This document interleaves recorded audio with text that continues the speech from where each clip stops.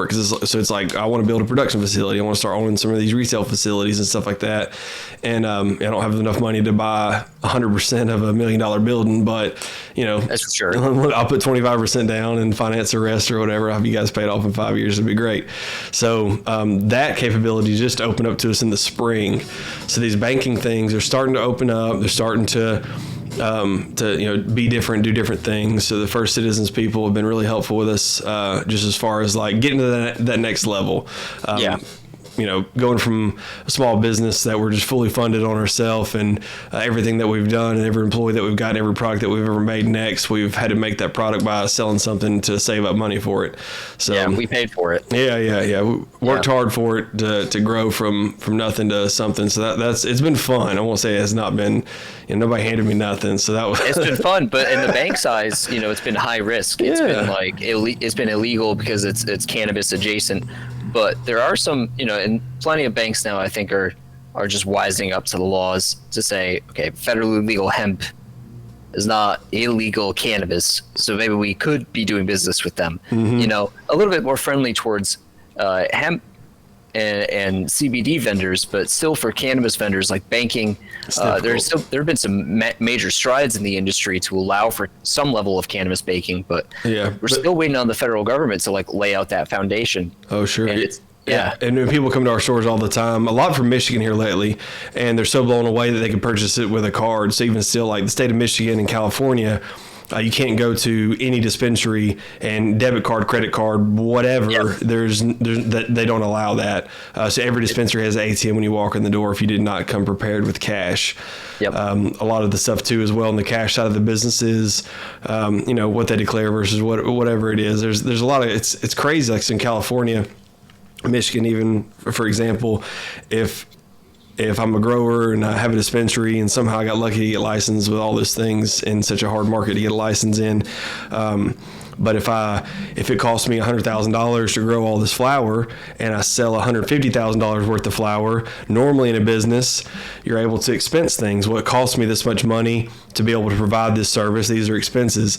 But currently in the regulations of these states, they get to expense none of that stuff. So even though they made $50,000 in profit, they have to report they made $150,000 in profit because they couldn't expense these things, which makes it really, really hard for the businesses, but also makes it more, not consumer friendly because the cost of everything is substantially more. So not only are you paying a large tax on it, you're also having to pay way more tax than you are on the initial product that you had to get because cost of doing business, cost of goods sold is what it is.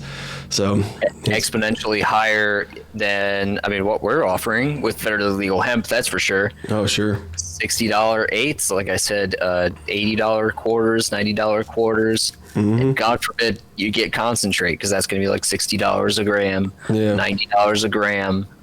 Even the vape cartridges, sometimes they're like $50 for a half gram cart. Wild to think for sure. Oh yeah. So the competition for sure, whenever we're looking at stuff, it's like we definitely have a viable way of offering solutions to those that are in need of it. So definitely good stuff all around with what the market's going to bring to the consumer. At the end of the day, you're not going to have to spend all your hard-earned money to chill out and relax on the weekend. That's not the goal of cannabis. The goal of cannabis is it should be accessible to everybody in the country. It should be accessible to anybody that wants it or needs it. Not forced upon anybody, but accessible to anybody that wants it. So definitely the goal with that one for sure. And if you're somebody, the minimum wage is $7.25 an hour. That's fucking ridiculous. How is anybody going to make $7.25 an hour and you got a job? That's crazy. That's the federal standard of it. But to think about it, it's like you got to work 15 hours a week to go into a dispensary and buy an eighth of flower because it's $80. It's like, come on. And that's before the taxes too. So you go in, and my experience with it has been, you pick out your cart. Your cart says like $63. Yeah. You go into the dispensary and all of a sudden it's $80. Oh, It's $80 something dollars. Because they mark tax on those post product price. So the product price on something might be, it's always an odd number. Like, for example, the $61 card, or sometimes the drinks would be like a $17.83, and it's some evaluation of what they look for taxes. Anyways, it's always an odd number, but yeah, you get your cart together and you throw in, all right, cool, I got $100 with me. I need that's 20, that's 20, that's 20, that's 20. Let me get these things, and then you go to check out, and it's like, oh, that's $140 out the door. God dang. Right. So even that aspect of things, it's like, there's anything that's wild. No, sure. Federally legal hemp, you get to pay sales tax. I mean, you pay your actual tax on it, but that's not taxed to. And nowhere near the levels. Yeah. In these states, you're talking 30% for sure on some of them. Right. Even our 15% in Tennessee, that's honestly not egregious. Oh, sure. There's that difference from going from $100 products, 115 out the door versus some of the states are 33%, so 133 out the door for the same product. So it's guilty. Yeah, guilty of that. That's why I buy hemp. Yeah. I need some flour, I'll go to Snapdragon. I'll just order it online. And I think Connecticut even has laws against the manufacture and like the resale of THC products, THC hemp products, where we have, we have medical and recreational cannabis, but the sale of hemp THC products within the state and the manufacturing of them is illegal, which makes no sense. Yeah. Cops that do not know the distinction. And we still have plenty of bodegas, plenty of stores, plenty of gas stations selling hemp products, hemp THC products in Connecticut and New England anyways. Yeah. So the laws, how they're structured and everything don't make sense, and they're also not heavily enforced to the point where they need to be. Yeah. And then some of the idea on that one is the federal government's not going to enforce something they don't even know how to enforce to begin with, because they think it's all illegal. So one of these days when the federal government gets on board with it and actually decides that here's the right way of doing it, we have seen it. We have not seen failure with it. We've only seen success with it. And that's kind of what we're trying to do, paving the way in the hemp states like this, because we do want this to be a federally decriminalized product. And 100% without a doubt in my mind, once that happens on a federal level, these states like the Alabamas and the Mississippis and Texas and Tennessees and Georgias and South Carolinas and Florida, they'll all, kind of jump on board. Florida's the odd one. Florida does have a medical program. They don't have a recreational program, but their medical program is really controlled by one company that's out there. So it's like the quality aspects that you get. I saw so many videos, I guess it was last week or so, the company down in Florida, people just shit talking them, like having, moldy products, buying flour. It's just, sub poor conditions. It's just, it's not good. So at the end of the day, if you can, when you're trying to package it up so fast to sell it out and you're not letting it dry and you're not letting it cure, and you put some 65% humidity bud inside of a bag, 2 weeks later, it's going to be molded. It's going to be, if you sent that off for an analysis post fact, it would fail for so many microbials and mold. And when you smoke it, you will have a bad reaction. There is no doubt. Really there's no doubt in my mind. And we've seen this with some of the hemp folks over the years with the whole outdoor. I think 2020 was probably the biggest year where the influx of the hemp market, especially with the THC getting popular and everybody was starting to grow the THCA flower and all that stuff like that. And then doing it outdoor, there was a lot of rain that year. So August come around, you harvest in September, October, but the mold that we saw in August, the amount of stuff that we turned down, and, you feel bad for the farmers because it's like, you grew 20 acres, but it's all, you don't want to smoke none of it, right? You can extract things, and you can mold remediate and all that to get a viable product that will pass analysis. But at the end of the day, it's like, do you want to have to take all those steps and all that money wasted to turn the product that could have been great and should have been great, but the weather in Tennessee, it's the farmer life, farmers have bad years, the hay's been, anyways, so ups and downs for farmers. Indoor cultivated, greenhouse cultivated, you get a lot more control, a little bit more expensive, but it's still, because you could tell that quality difference between indoor and outdoor. But outdoor still has its place. Oh, sure. Get some extraction and edibles and gummies and stuff like that. It's fine for. Because you don't need a beautiful frosted nug for it. You just need to remediate and clean and remove and filter, and boom, this is just the whatever we need out of it. So, and you have your end distilled product you could use for whatever you want, like we've done. Delta 8, Delta 9, and just infuse your edibles, infuse your tinctures, whatever you need to. Yeah. Oh yeah. So, anyways, it's crazy ups and downs, but in the strides that we made, and that's all like the lessons that we've learned along the way, the trying to do what we can, Tennessee farmers wanted to try to grow it. A lot of people wanted to do it. We supported them. We were extractors it was since 2019. So we've extracted a lot of farmers' material. A lot of times farmers would grow, 1,000 pounds is a good average for somebody on a 5-acre farm. They grow 1,000 pounds and maybe they sell 30 of it to 50 of it for smokable. And then what do they do with the other 950 of it? Well, if they just put it on a shelf, it's going to be crap in a year. It's flour at the end of the day. It's this beautiful flour. You don't go to fresh produce, right? Yeah, fresh produce idea. Yeah, you don't go to Walmart and buy some roses and expect them to still be looking good, next Valentine's Day. So that idea about the shelf life of flour, so at the end of the day, if you don't have a use for it, that either goes bad or you throw it away or, you look at it. So there are countless farms that we would do, and we had a 250 pound minimum or 250 pound max for a while. In 2020, we got to 500 pound, and we've done a couple 750 pound runs now. So we've gotten bigger scale on the extraction side of stuff to help these folks out to make a viable product. But in the CBD Branson in the lab. Yeah. Oh yeah. Rotovap and extracting away. So, but at the end of the day, when you're talking about, 750 pounds, even if you hit like a 10% yield on something, 75 pounds of concentrate, you're talking, you could make gummies for every single person in America. It's not just like some small number of concentrate that we're dealing with when you're talking that kind of scale, because it's like It's 80% potency stuff. So it's like, literally a million a bag of gummies coming out of that kind of weight. So you only need a few milligrams per gummy, and that's how people see a jar of distillate and they're like, it's so small, but no, you understand how many thousands of milligrams are in that pure distillate. Mm-hmm. You could infuse, the cookies for the next year. Oh yeah, easy. So everything you touch, edibilized. Everything. So then that brought in the oversupply about it. So then there's CBD on every shelf, and the price went from $11,000 for 1,000 grams, a kilo, down to $6,000, down to $3,000, down to $1,000, down to $600, down to $500, down to $300 you can buy. Yeah. It costs probably 4 times that to grow it and extract it to turn it into a product versus what the final product is, because there's so much of an overstock of it. So that was wild too. So this hemp journey has been crazy these past few years, but as this industry evolves and paving the way for what the future looks like, it's definitely been fun. Yeah, and especially seeing everybody who, when the industry first started, it was just mainly CBD on shelves, and we saw how many people, THC free. That was the goal. Yeah, back in the 2016s. How many people put all of their eggs in that basket, and they're only growing CBD flower, they're only producing CBD products.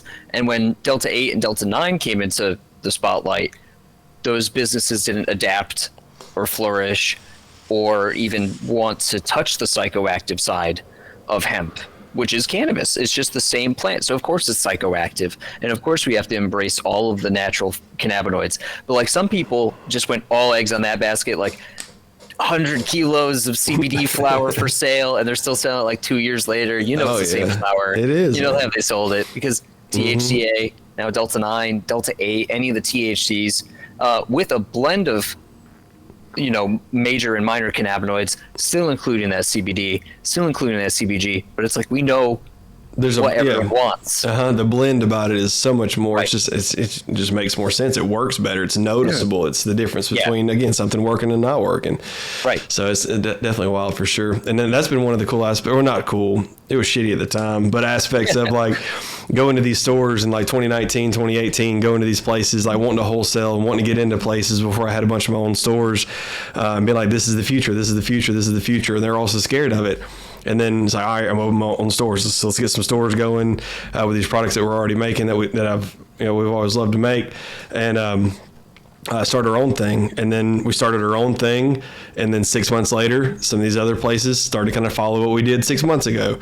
And then a year later, these places are doing what we did a year ago. So it's there's this huge curve between the best on the market versus what you get at the other shops and gas stations and stuff like that.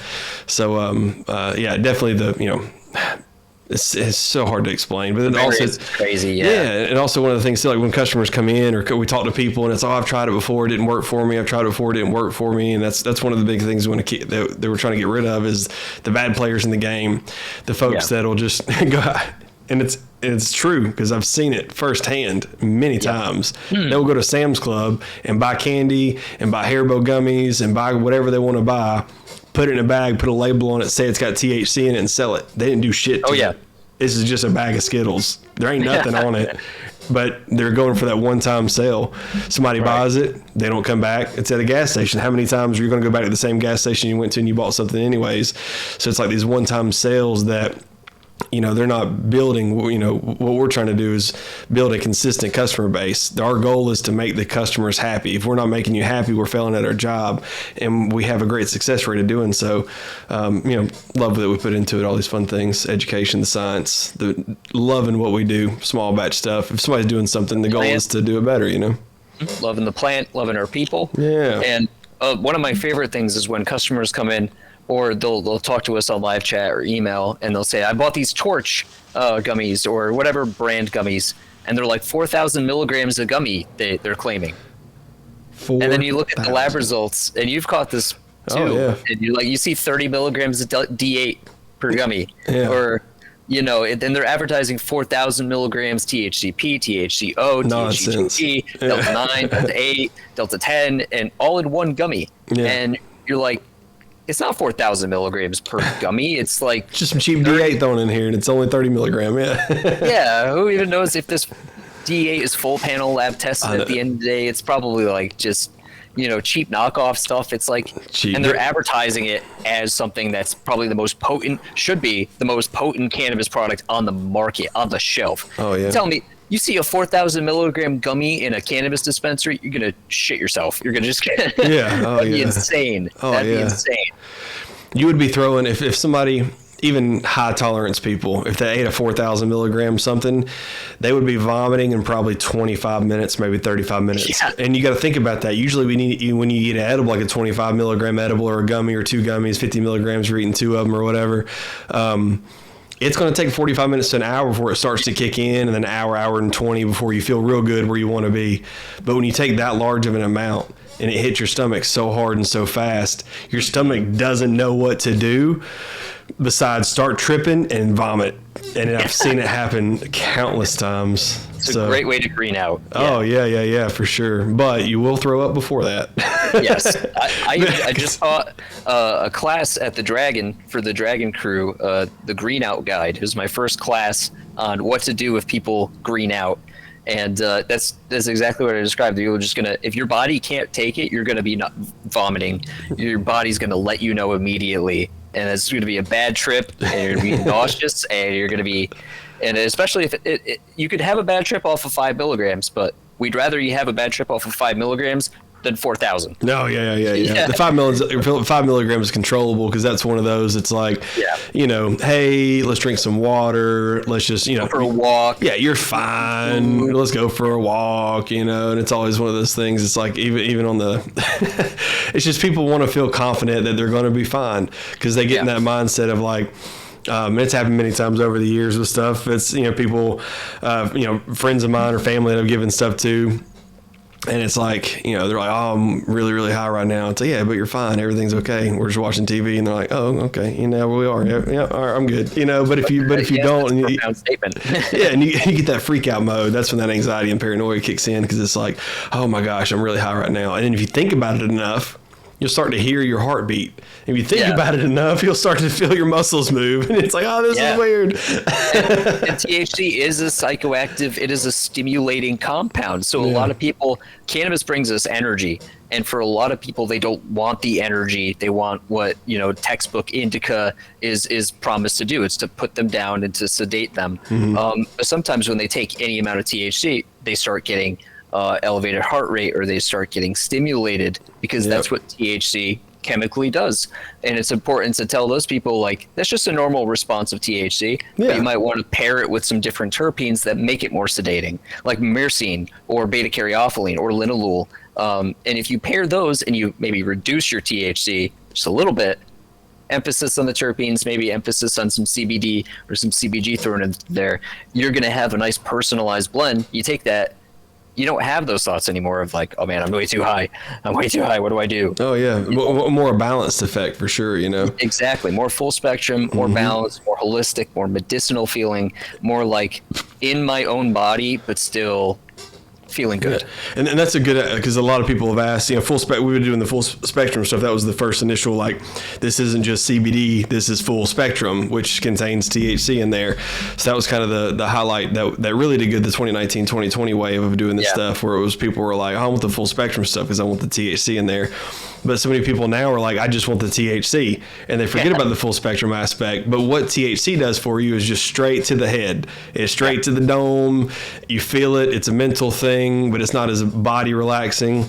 But it's such a good example with that blood orange. That blood orange seltzer that we do. Oh yeah. 6 THC, 4 CBD. It's a low dose. It's the best thing for anybody to try. And I've had multiple people now that even do the 10 milligrams or the 25 milligram waters, but they'll try the 6 milligram, but with 4 CBD in there. And a lot of them say it's more effective overall. Yeah. We know that you're going to be at a higher intake if you take 25 versus 6, right? But whenever you well balance that 6 with that 4 CBD for a total of 10, you get a head to toe experience, not just the head.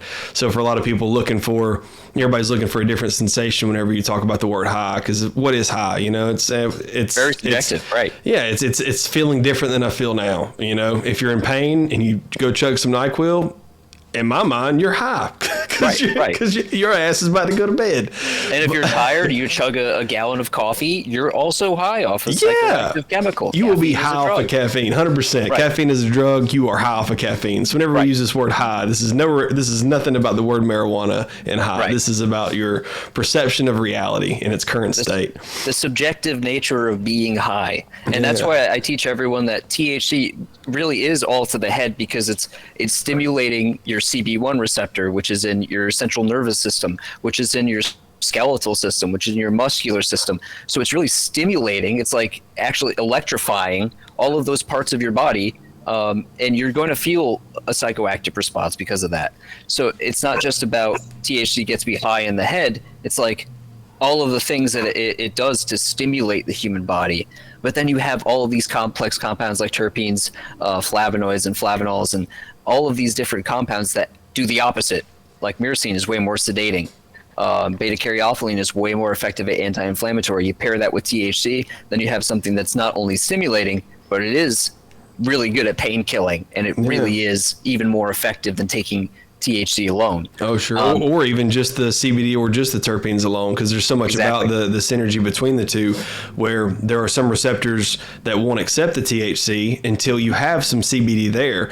So the CBD opens these receptors up to intake the THC, so they don't, like if you just took CBD, you might not think it was that effective. If you just took THC, you might not like the way that it made you feel, but the both combined together in the right blend about something might be the perfect balance for you. So. And then you throw CBG or CBC or CBN in there. There's like, you open it up to, there are over 100 recorded cannabinoids that we know, and they have different pharmacology. That alone is mind-blowing. And then you talk about terpenes, you talk about all the different components of cannabis. That's even more mind-blowing, in my opinion. Without a doubt, understanding how it all formulates into one flower in front of you that you're about to grind and smoke. And it's the proven science behind the terpenes. So there's terpenes in everything in nature. So whenever Alec's saying the linalool and the myrcene and stuff like that, and pinene, for example, those are found in other plants, vegetables, fruits, or whatnot. So like if you smoke a citrusy sativa, that's lemony, it's got limonene in it, which is found in lemons. Whenever you smoke something that's earthy and it kind of, smokes, it tastes like you're smoking like a tree or whatever. Like swamp. Yeah, it's got some pinene in it, which is also found in pine needles about stuff. So people that do pine tar extract for medical benefits, holistic reasons, you could test that pine tar extract and it would have the same terpenes that are found in a OG Kush or an indica dominant type something. Right. So it's scientifically proven in nature that cannabis has more potential, let's call them terpenes, because that's what we refer to them as, but for a lot of folks would know them as essential oils. Right. there are more terpenes and essential oils or essential essence of in cannabis than every other plant that there is out there.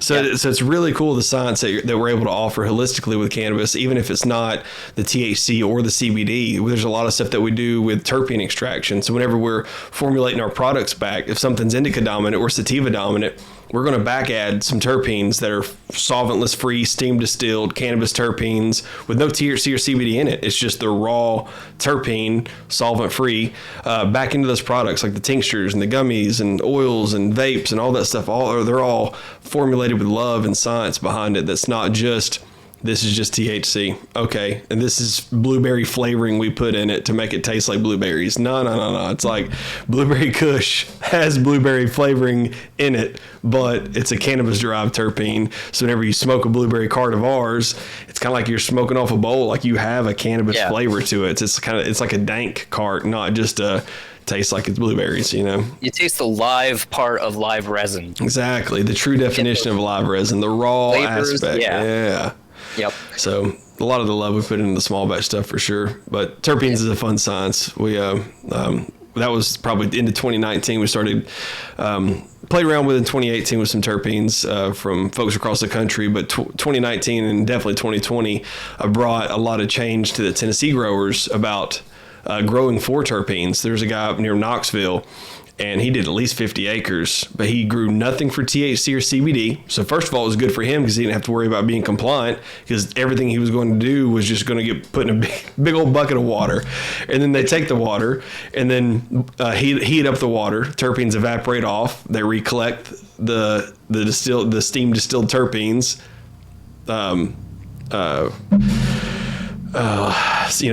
Put them in a sub funnel, separate them off, and then remove the water. And here you are with some pure terpenes left. We've got some terpenes. We did one time in New Bloom Labs, come back at 88% pure terpenes. That was insane. To such an extremity, if you left the lid off the terpenes for a day and come back, the volume would reduce. So they're really a volatile compound. But, very volatile. But definitely neat for sure. And that's one of those things where as something gets older, the terpenes go away. As something's, not stored right, terpenes go away. So, crazy ideas about it. And also conserving your terpenes, because I know, like, all of us in the industry, we smoke weed. We just smoke the flower. I don't normally, like, as a main method of consumption, I dryer vape, because I want those terpenes, because I want the THC to be just gently vaporized. I don't want to be creating a lot of, combustible byproducts, or byproducts of combustion, I should say, potentially harmful ones to your health and your lungs. But I think that vaporizing is like the best way to enjoy the flavor and the actual effects from your bud. You can taste everything. Like our connoisseur flowers, some of the terpiest stuff we've ever had running through my Dynavap is next level. It is so good. Yeah. So you turned me on to the Dynavap a couple of years ago when you came down. You had one, and we all got to try it, and everybody at the store got to try it, and we all ordered some. And there's definitely at least 8 folks that work with us now that all have a Dynavap and really, really, really like it. So that was neat. And it's just the idea of, like, you're not combusting the flower, you're not taking a torch to the flower and burning it. You're just using the heat to essentially evaporate off the terpenes and the THC or CBD that's in the flower for inhalation.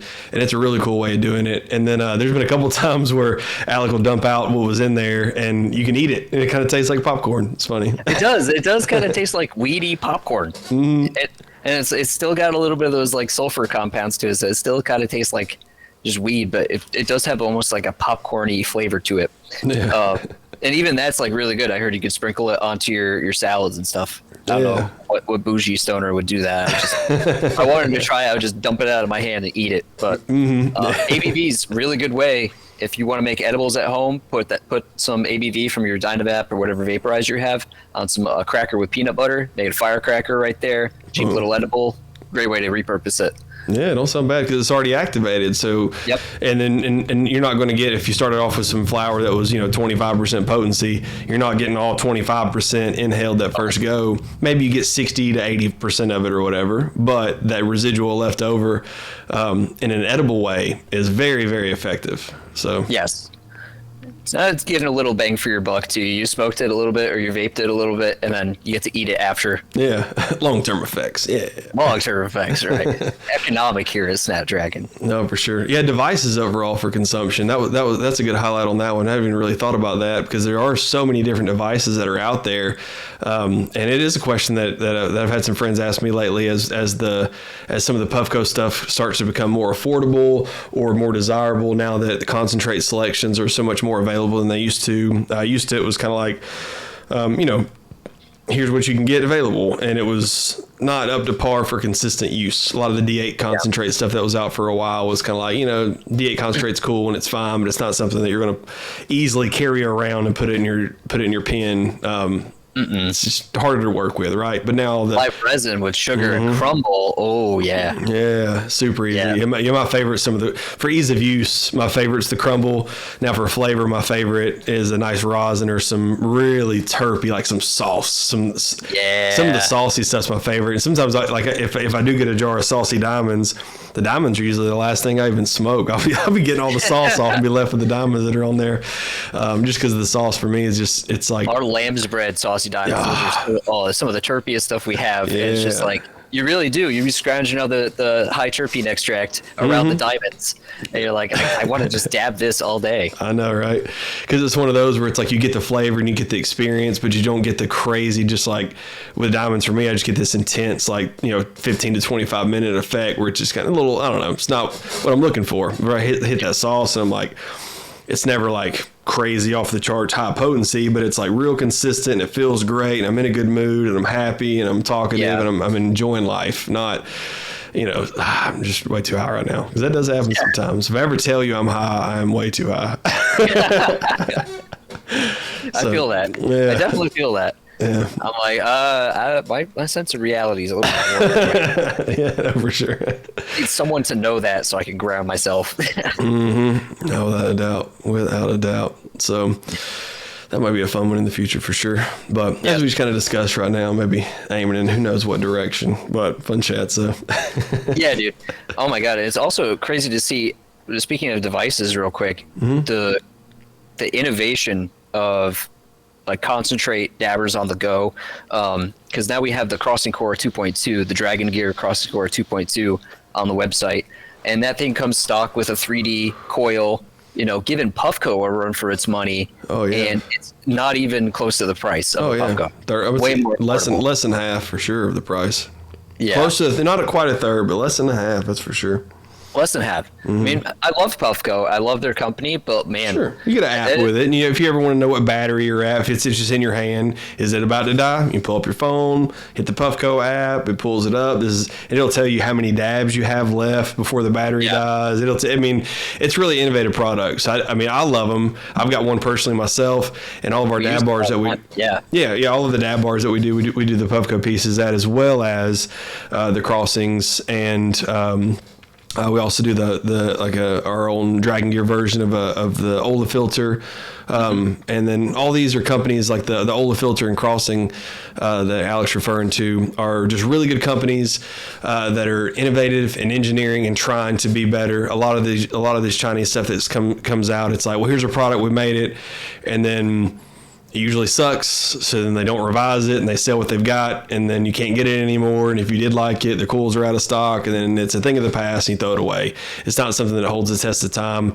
But these devices that I've chose are ones that all do hold the test of time and are universal. Like the Ola filter, for example, you can use the Yokan coils in them, so you don't have to get the Ola filter coil. The Crossing Core stuff is compatible with many different manufacturers of the core crossing itself, and some of the, I forgot there's a big company out there, not Enel or Digitech, but there's a large company that just pretty much offers only the affordable Chinese type products for sale on their website, and they've had the core on their website for 5 years now. So it's not going anywhere. It's a staple in the industry. And they have done multiple different revisions on it, and this one that we got was the newest. So it's the 2.2. It's the biggest dish coil that we have.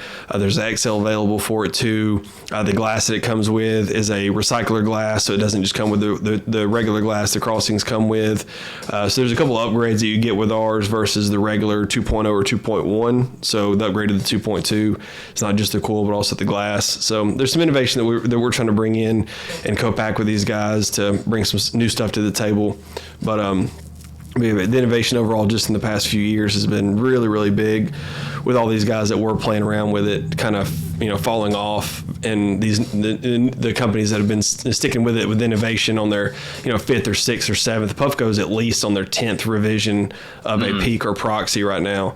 So, nonstop innovation to the industry to say that what we were doing 6 months ago, it was the best at the time. But what we just come out with this week, it's better. And they say that every 6 months, and they do get better.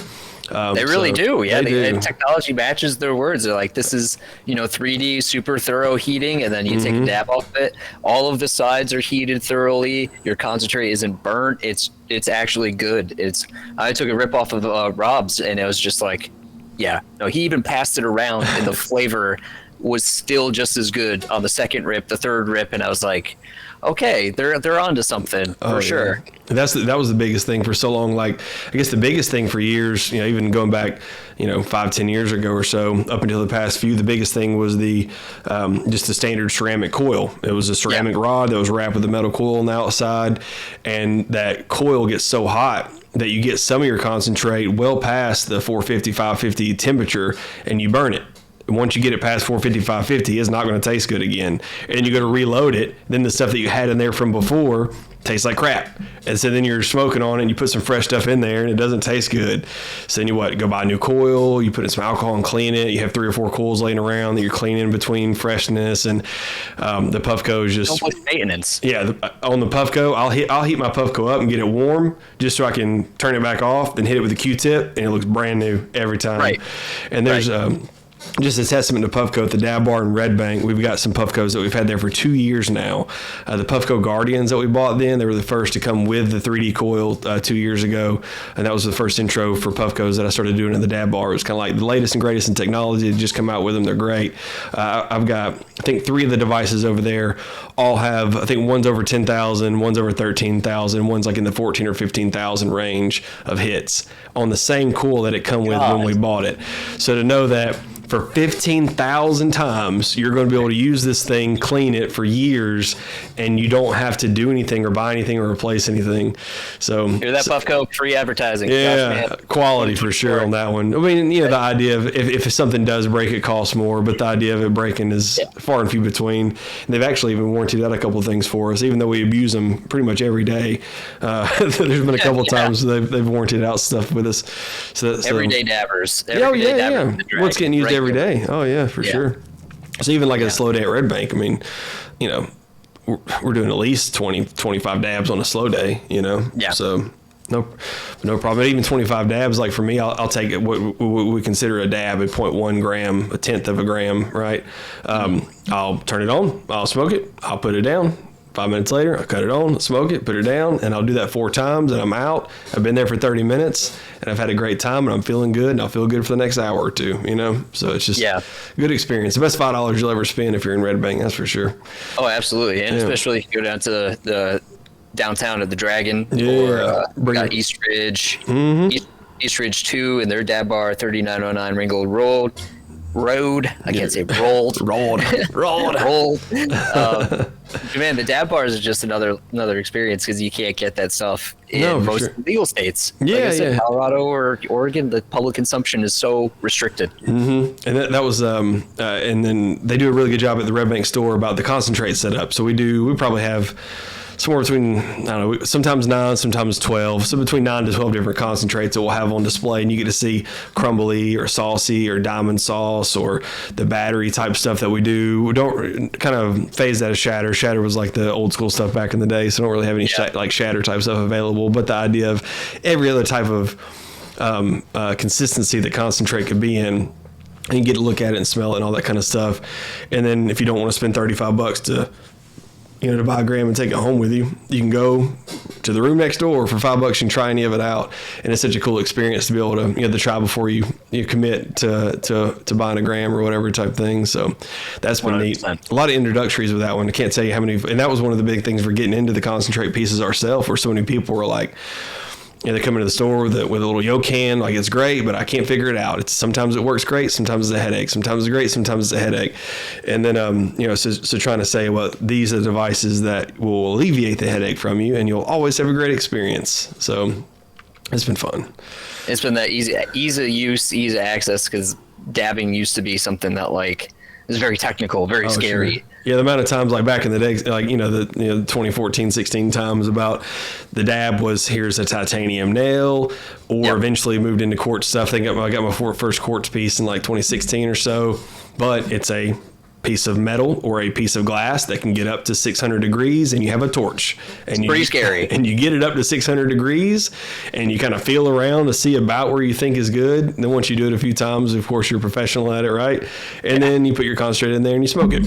So the idea going away from having to look like a torch and having to look like, especially with people that haven't been around it before, and you show it in front of them, they're like, a lot of times, probably 7 out of 10 turned off from the experience because of the visual perception that they see going into it about how it's done. So offering an electric piece completely changed the stigma about it as well too. That was one of the reasons why, like at the Dragon, the focus was only electric. Now I did have this new thing come in. It was a Terp Sous Vide. It's essentially it's a DeWalt heat gun essentially, right? So it's this heat gun on this little stand with a heat-proof little thing, and you just put the quartz piece in it. You cut it on, you let it run for a minute. It's just a heat gun that gets it hot. Then you take the piece out, and 10, 20 seconds later, you smoke it, and it's great. So no torch was used. It's just a little heat gun, and it's great. So there's been a lot of innovations with stuff. So it's been. I love that name, Terp Sous Vide. Terp Sous Vide, TSV. They're a pretty cool company. I've talked to the people that kind of started it, and it's they 3D print all their own. 3D print all their own. Cases and stuff in America. Oh, wow. They assemble everything here. The only thing they do is they buy, I believe it's a DeWalt, but I could be mistaken on the brand name of it, but they buy a nice quality heat gun, because this is one of that TSV, I have no problems cutting it on for hours at a time. It's a safe device. Everything's heat proof. You can touch any aspect of it and not get burnt, which is cool. So the innovations into getting people away from this is a torch, and then people getting, I can't, even myself, like back in the day, I've been burned. I can't tell you how many times where, you're just going to grab something. Plenty of burns on my wrists, my hands, just exactly. Something fell up. My biggest thing was the carb cap. I'd have my carb cap here, and I'd always have a ball carb. It would roll over there, fall on the floor, and I'd go to grab it or go to reach over, and then I get my arm or get my hand or whatever. So the waves of the future are getting away from that in a good way for sure, though. It's like driving, manual cars and then manual. This is, manual cars versus automatic, and like the Puffco is the automatic. Yeah, it's like you have such a more ease of use, and these electronic dab rigs is just so much more easy to tell people. Maybe you don't even want to try smoking flower. Maybe you want to just try an e-rig with some nice terpy concentrate. Yeah, and that honestly is even more gentle experience than taking a giant bong rip. Oh, sure. Dabbing is still a form of vaporization. It's just in a different form. Yeah, it can turn people off, or in a Puffco or just a nice e-rig. I think you can get a lot more people onto that train. Yeah, we've always done like small scale rosin stuff. I've got a washing machine, and I've got 3 presses. So we've done small scale rosin stuff over the years, but it's so hard to scale up. It's so hard to stay consistent with it, and it's a lot of labor, a lot of drain on what we do as a production facility to create rosin ourselves.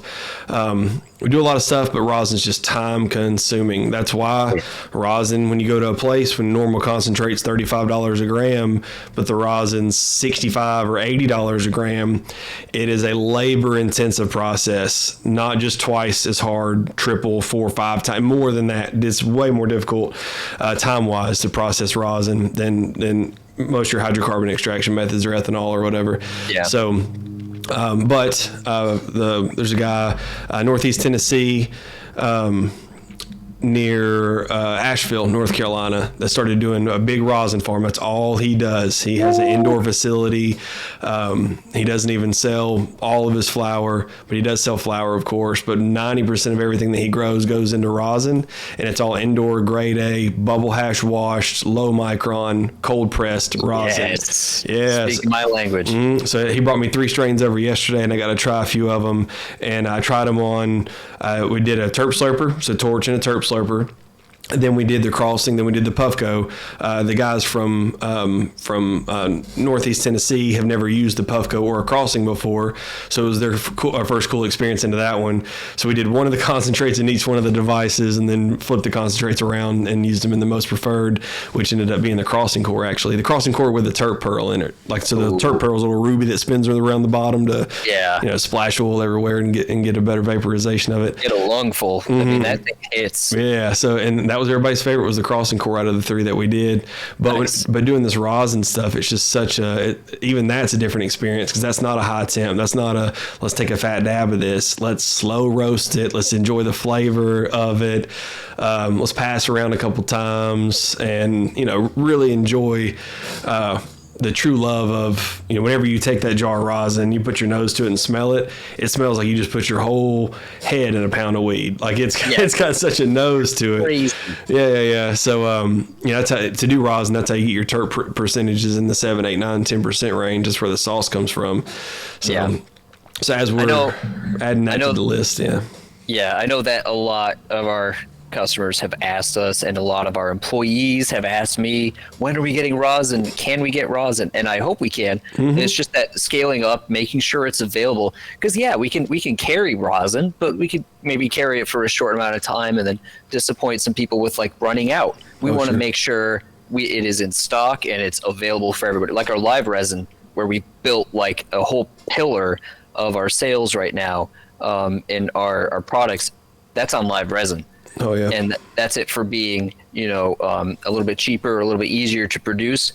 And I think we will break into rosin. It's just a matter of getting it stocked consistently, having it available at all times, like we do with our flour now, and our live resin, and our edibles, and everything that we carry. Oh yeah, so that's definitely the goal, and I believe that these guys can work toward that goal.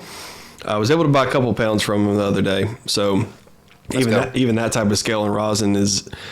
In order to achieve 2 pounds of rosin, it's going to take you 20 to 24 pounds of grade A killer smokable trim beautiful flower to get to that much weight about it.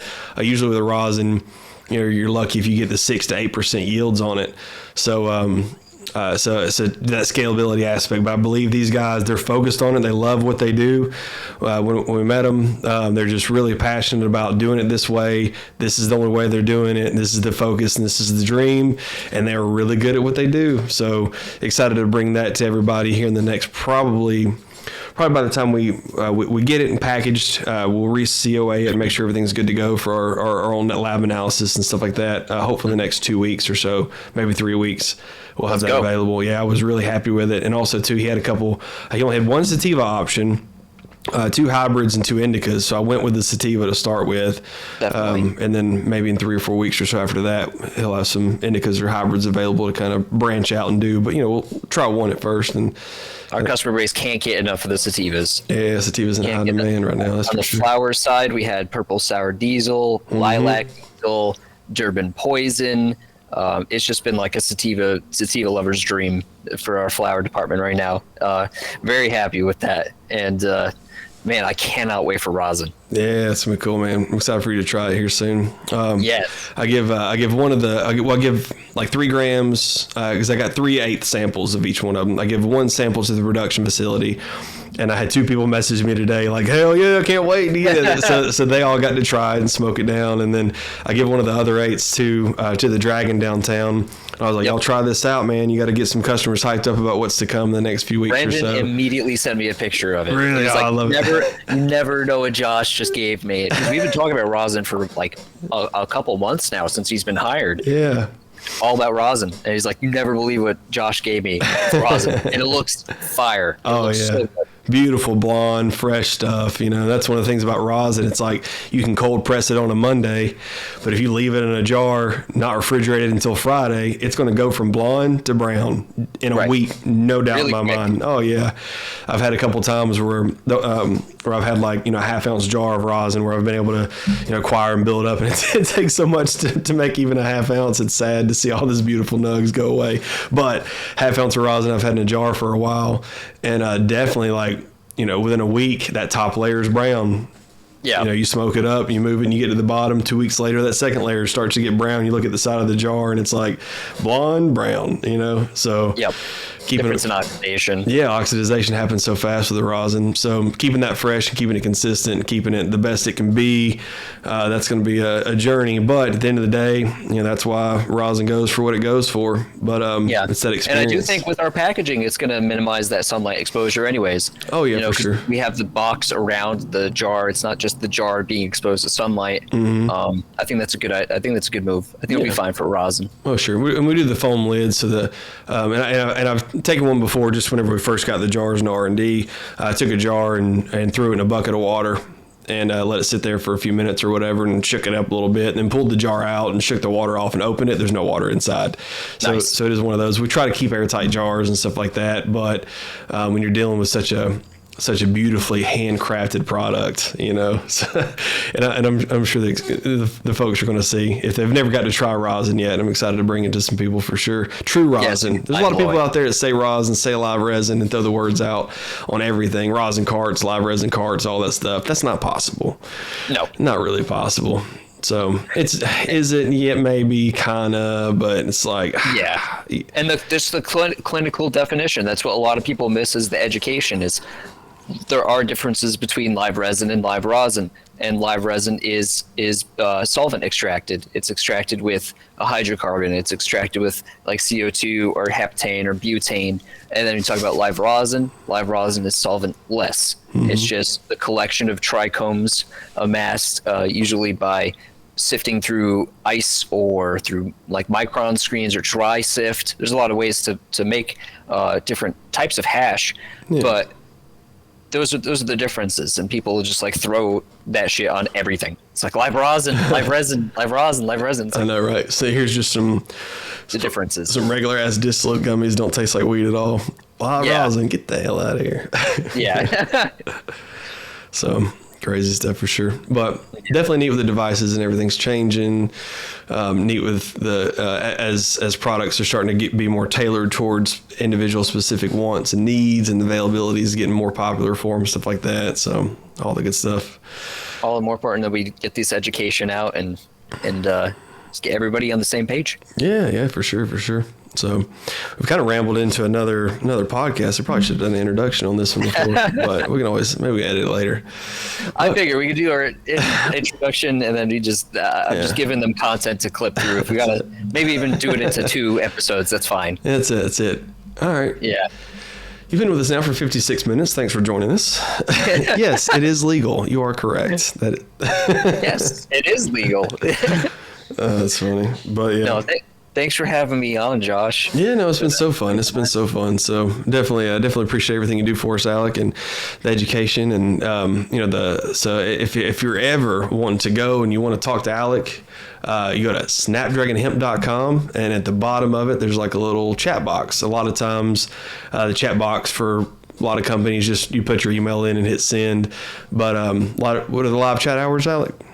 Live chat hours are, well, now I really work 9 a.m. to 5 p.m., but we're usually taking chats from 10 a.m. to 6 p.m. every day, Monday through Friday.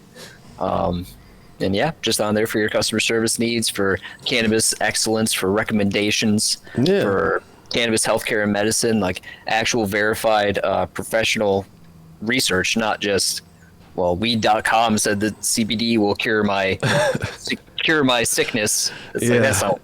No, yeah, no, right. If you Google anything on the internet, CBD is going to cure everything. You talk to me, I'll link you to 3 published, researched, peer-reviewed articles saying CBD and its immunotherapy benefits, or CBD its anti-inflammatory effects and properties, and that's the research we're going for. Yeah, and it's neat because there's been just in the past few years hundreds upon hundreds of millions of dollars dedicated toward cannabis research. What's frustrating on my end of it, let's say for example, the last $1 billion that has been invested into cannabis research by universities and by tobacco, by pharmaceutical, by all these industries that each one of them have their own reasons or whatever for why they want to research. But over 75% of every dollar spent in research is spent to find negatives about cannabis, which they struggle to find, and they keep putting money into it to try to find them. and less than a quarter of it is spent on the benefits of cannabis.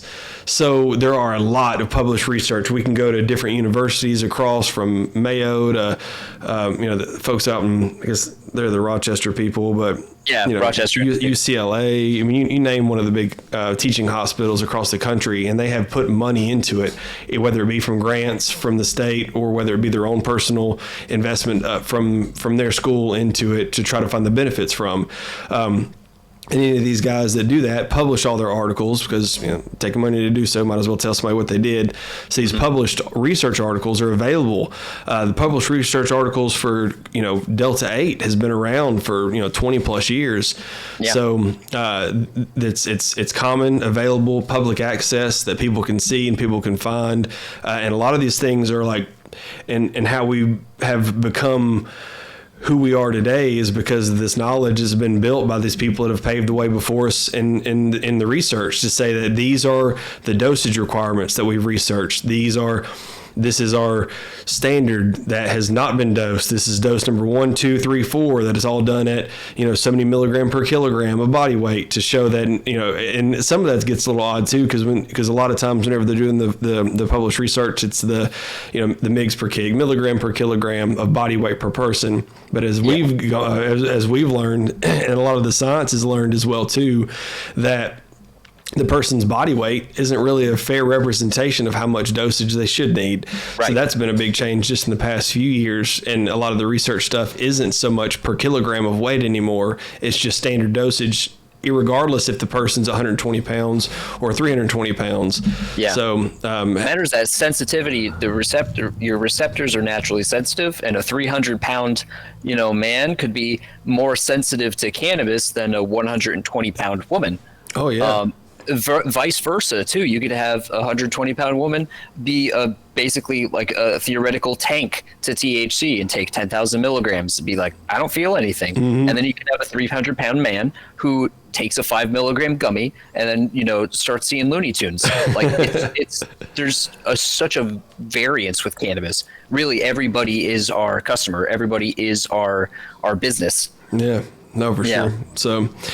Definitely neat, but all this research that's been done for so many different things, you name it, there's been research done on it. If there's a medical problem in the industry, there's a medical problem, there's been research on it with cannabis. Yes. A lot of the stuff that pharmaceutical doesn't push or talk about because they're not going to profit off of that until they take over cannabis, which could potentially be what they do if the federal government says Schedule 3, because that would mean that pharmaceuticals could dispense and dispensaries are then owned by pharmaceuticals.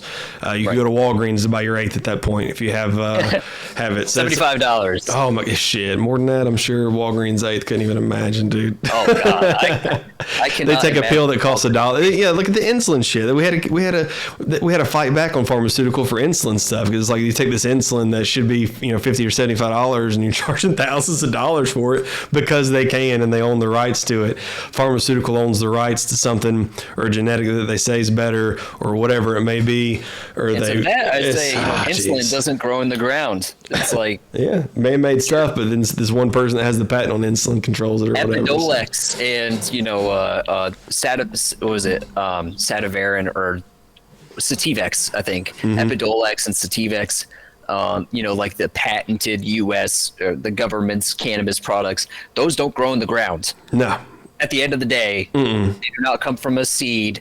They're probably very medically distilled, isolated. They're all reactions, and all that is reactions. THC. Yeah. So it's and even the pharmaceuticals idea of where I think they would eventually take THC to is the pharmaceutical idea of reactions. And it's crazy to see. There's this one YouTube guy, I can't remember the name of him now, but his whole goal on his YouTube channel is reactions and side reactions. So he's like, we're going to start out and we're going to make this molecule, whether it be something like I think one of them I watched was peppers. So the hottest pepper that you could imagine, this is what the extract of pepper is as a molecule. here are these 4 or 5 other things that when combined together can create a side reaction of that molecule. It's that idea of, and he took random stuff too, like tape and glue and paint and random things, and then created a hot sauce extract. So it's like, it sounds like Nile Red. Sounds like, I believe, man, it was crazy. I watched that one last year. I was like, that is so wild. He just kept doing reaction after reaction after reaction until he created this guy. He made grape soda out of plastic bags. Yeah. I didn't watch that one, but I do remember seeing that. I do seen the clip about it or whatever. I haven't seen the pepper one though. That sounds insane. Oh, it was wild. It was, but yeah, the grapes out of plastic bags. So there's where there's a will, there's a way. The arrangement of molecules can be done, but at the end of the day, you have this one molecule called either THC or CBD that they're going to replicate. Right. But you're forgetting about the thousands of other molecules that are in a cannabis plant. Like we talked about the terpenes. There's more terpenes in the cannabis family, not just one strain, but any of the potential strains of cannabis than any other plant, fruit, vegetable in the world. Yep. Could be found in cannabis. It's like a big shotgun blast of all the different other plants in Mother Nature into one nug. Yeah, oh, for sure. So it's so neat, you know. And what gives it, now I forgot how many leafly names we're at now, but hundreds of thousands of names, just because, you know, there are so different. And so many times I tell folks, it's like there are genetics that are brought down and handed down generation after generation. But at the end of the day, the exact genetic that you smoke this time, you'll never be able to smoke again. And it will always vary a little bit. It's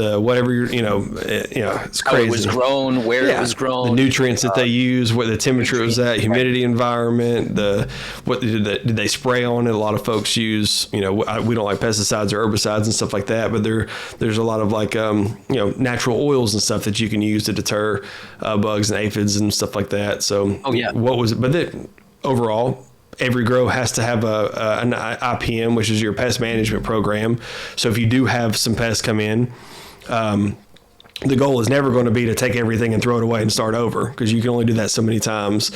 So there's always going to be some sort of, before flower, what do we do? After flower, what do we do? What can we spray? What can we have on it? What can we, so there's so much stuff in nature though that we've been able to find that works really, really, really well. So organically grown stuff is, hard to argue with, so. Yeah. No, screw Roundup. No joke, though.